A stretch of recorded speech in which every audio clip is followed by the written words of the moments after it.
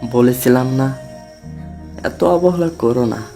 কখন হারিয়ে ফেলবে আমায় নিজেও জানতে পারবে না। অনেক অপেক্ষা করেছি তোমার জন্য, কিন্তু তোমার অবহেলা কমেনি। ভালো থাকো, ভয় নেই। সম্পর্কের দোহাই দেব না, কখনো জোর করবো না তোমায়। ইচ্ছা হলে SMS দিও, না হলে দিও না। তবে যখনই তুমি চাইবে, আগের মতো করেই আমাকে তোমার পাশে পাবে।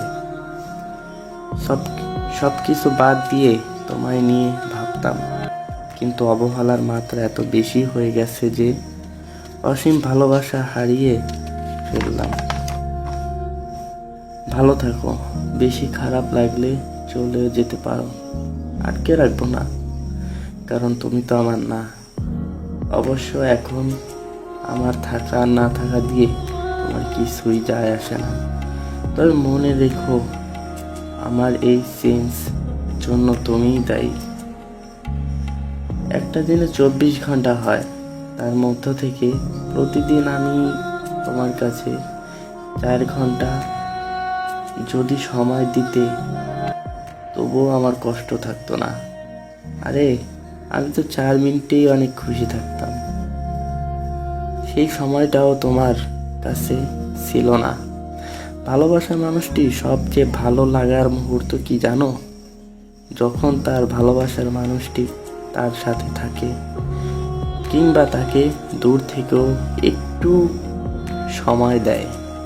আমি নিজেকে অনেক পরিবর্তন করেছিলাম শুধু তোমার ভালোবাসার দিকে তাকিয়ে, কিন্তু সে ভালোবাসা এত তাড়াতাড়ি কমে যাবে বুঝতে পারিনি। ঘন্টার পর ঘন্টা SMS কিংবা কল দিতে বলি না তোমাকে আমি, প্রতিদিন ভিডিও কলে দেখা করতেও চাই না।